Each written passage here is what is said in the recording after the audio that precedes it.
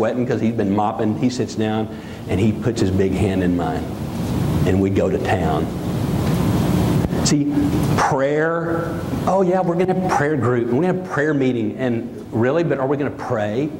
I mean, yeah, I'll come if we're going to pray. I'm not interested in, another meeting or whatever. But if we're going to pray, I'm all in.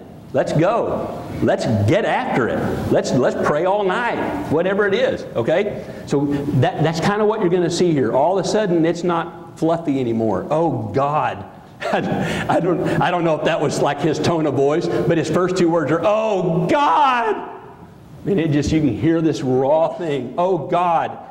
And now he begins, you start seeing this again. Oh God of my father Abraham, and God of my father Isaac.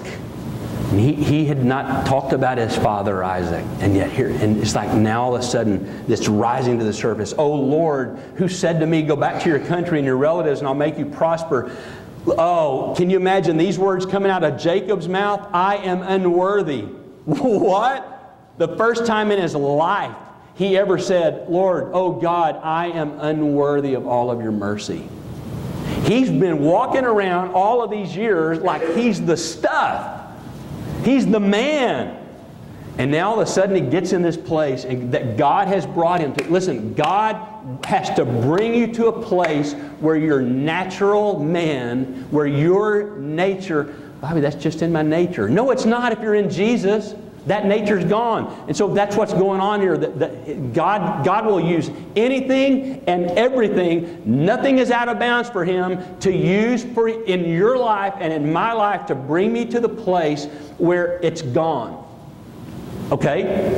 And so he says, I'm unworthy of all the kindness and faithfulness. The King James says, mercies that you have shown me. I had only my staff when I crossed this Jordan, but now I've become two groups. Save me, I pray, from the hand of my brother Esau. I am afraid. Wow, he said some doozies here. Oh God, I'm unworthy.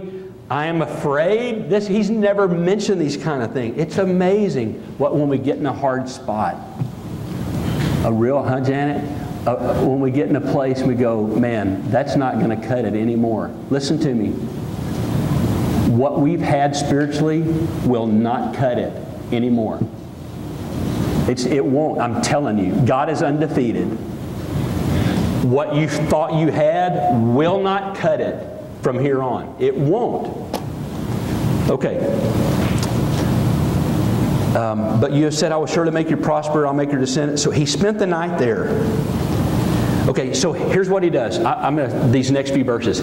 He selects these gifts. So he gets so many rams and then so many ewes, and so that that's the right what do you call it? Whatever for reproduction. Anyway, okay. Huh? Ratio. Yeah, ratio. Thank you. All right, so it's the right ratio. I mean, he really thought this out. So he gets this gift and he's sending it ahead. And then he gets another gift and he's sending gifts in droves. Wait a minute. I thought he just prayed. Here he is again. He just can't get rid of that. It's a natural thing. It's just, okay, I'm going to pray, but I got to do it myself. Oh, sounds like some of us in this room. This depends on me. Really, Sonia? Really? I'm going to pray, but it depends on me. And so he does it. He's sending these gifts and he sends them off. Oh man, I got to hurry. Are you ready in a minute, Jonathan? Okay. I'm just going to leave my notes here. All right. So he instructed the one in the lead, when my brother Esau meets you, that's verse 17, to whom you to belong. And so he's just setting it up so that Esau is not going to be mad. All right. So Jacob's gifts went on ahead of him. So his gifts go ahead, but he himself spent the night in camp. That night, Jacob got up and took his 2 wives, his 2 maidservants, and 11 sons, and he crossed the ford of the Jabbok. And after he sent them across, he sent over all of his possessions. And so Jacob was left alone. D.C., ladies and gentlemen, let's get ready to rumble! I had to do it. Okay. Those of you that are looking at me like, what was that? In wrestling, that's the guy, when there's this big wrestling event, that guy goes, let's get ready to rumble. Thank you, Jonathan and Herschel. That was awesome. We worked on that a long time. Oh, man. And watch this. And he was alone. By the way, God will not do what He wants to do in you in this room, hardly. He may, but 99.9% of the time, it's going to be when you're alone. But here's the deal. The deal is, many of us don't want to be alone. A, because we don't like ourselves. And when we get alone, we have to be with us. So if I keep people around me all the time, I don't have to be with me and everything. And so we keep putting it off. But God is undefeated. Let me just chase one here, all right? Listen to me, young people. You have got to come, no, not have to. I would suggest, let's say it that way, that you learn how to turn off your phone, how to take the earbuds out of your ears, how to get off the Facebook 30 minutes a day, maybe. Get off at least 30 minutes. I mean, it's incredible to me. I just lost the statistic. I just heard recently that by the time Mary lives her life, she will have spent, I forget how many years in front of a device. Years in front of a device. I mean, it's awesome, but you know, I just suggest a fast.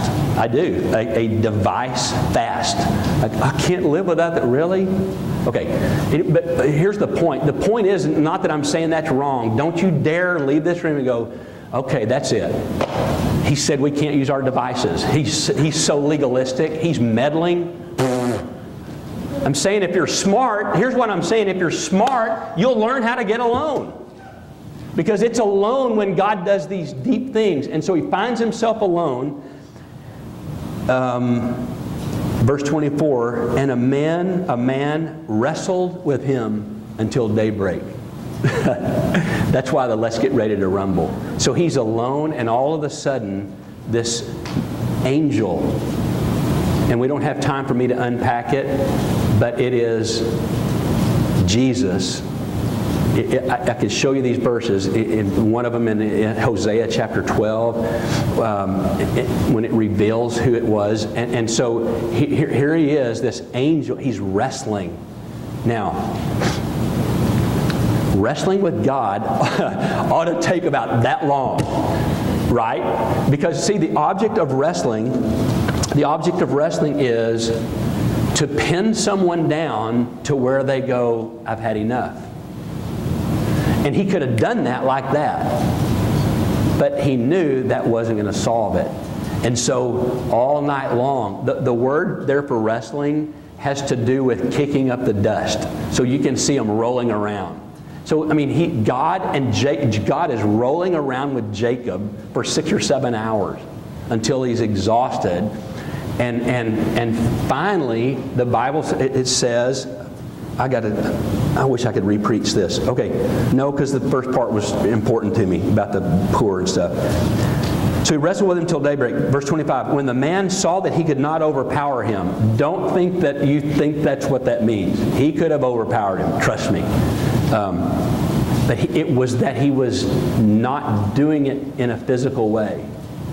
And he touched the socket of Jacob's hip so that the hip was wrenched. Actually, it was dislocated. He dislocates his hip as he wrestled with the man. And then the man said, the man, not Jacob, the man, let me go, for it's daybreak.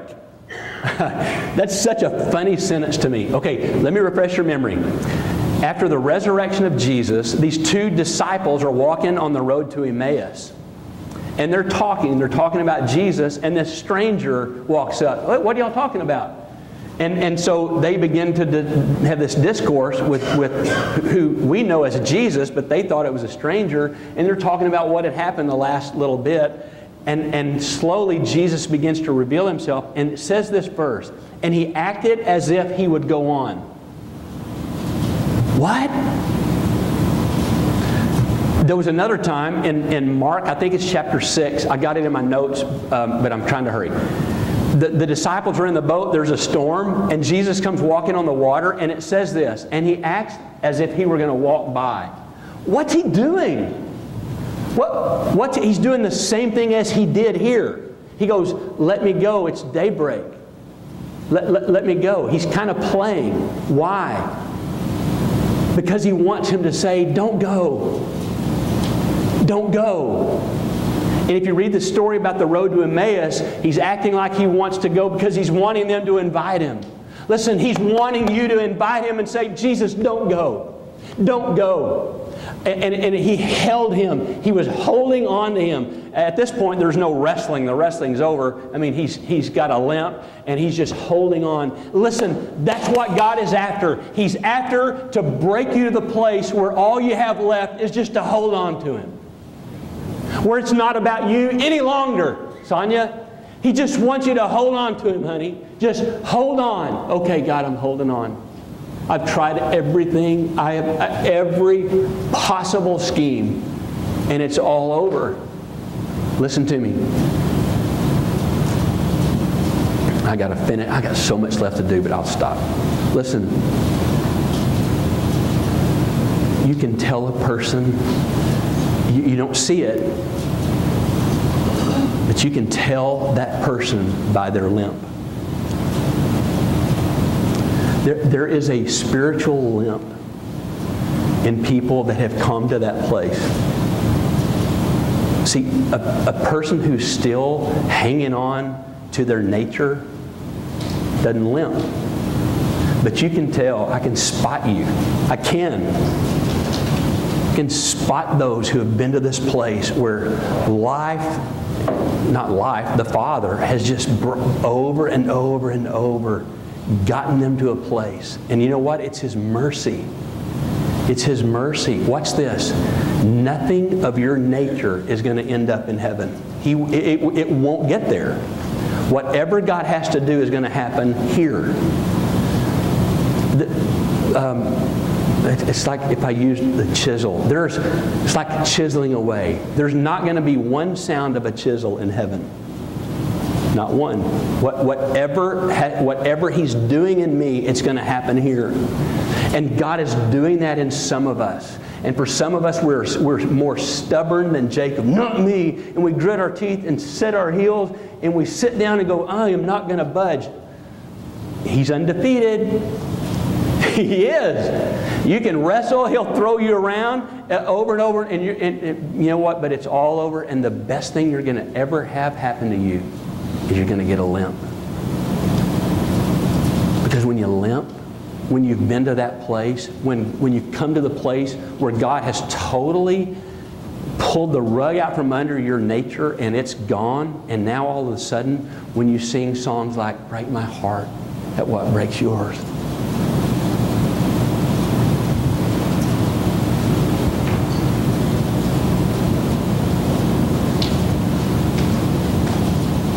I'm going to, well, maybe I shouldn't.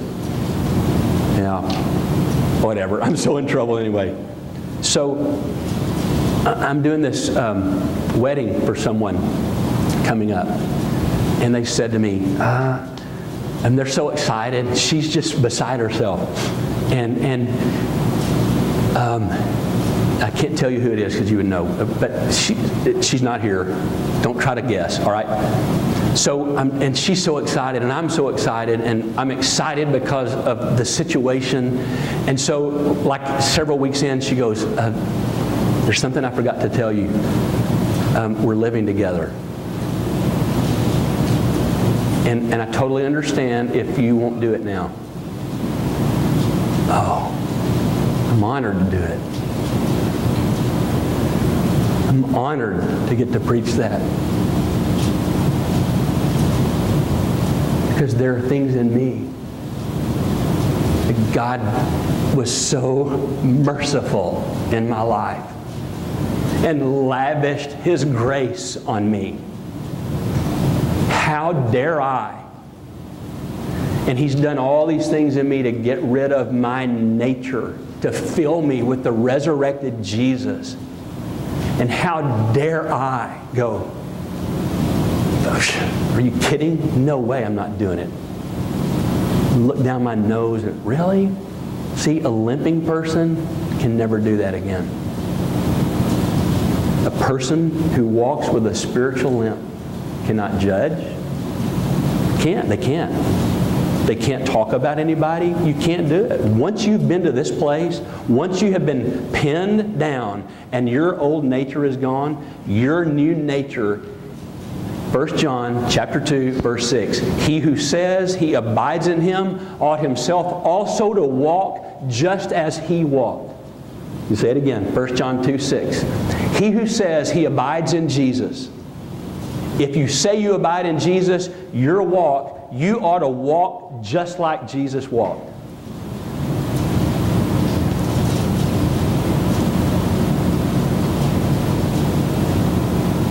The thigh is the strongest thing on your body.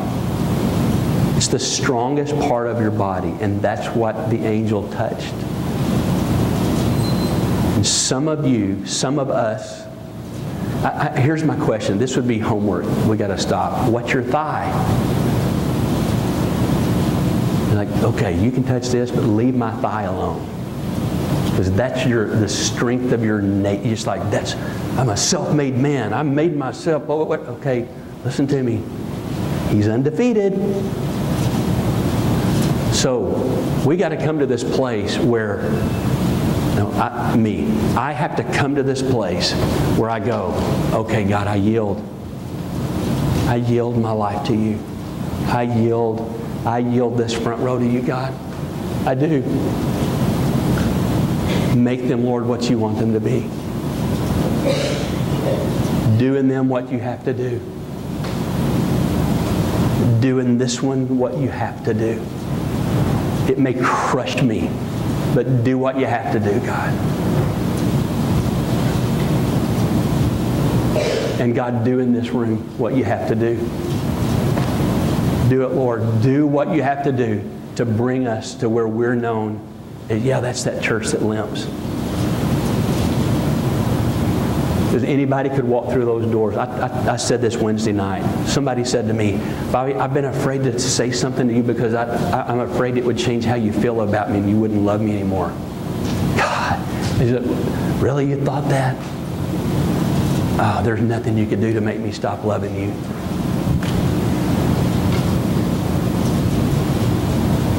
I thank God for this person. Actually, it was a non-believer that God showed me some of the most incredible grace I've ever received in my life. It was a non-believer. It was something, this incident, circumstance, and this non-believer spoke into Terry and me with the most grace.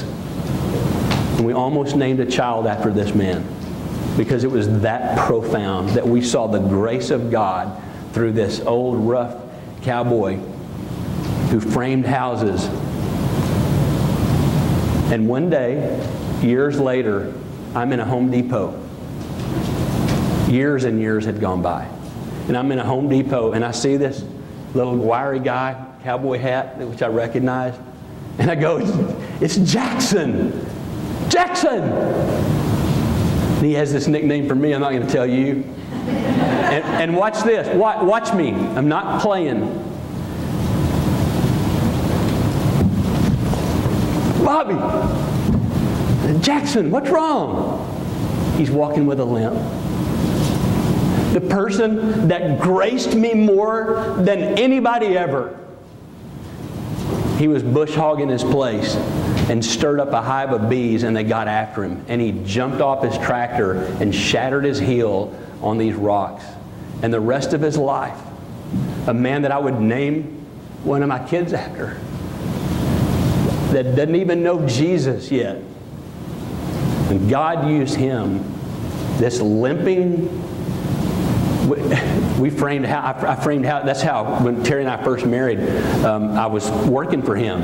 And we framed, I was working for him to help pay our way through, we were finishing up college. And we were both just working like crazy. And I was framing houses. And he's a cowboy, and that's who I'm drawn to. And the other crew that framed in the same subdivision, the guy that ran their crew's name was Freedom.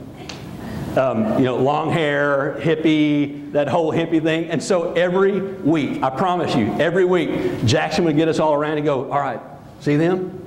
If you get more done than they do this week, it's $100 for everybody.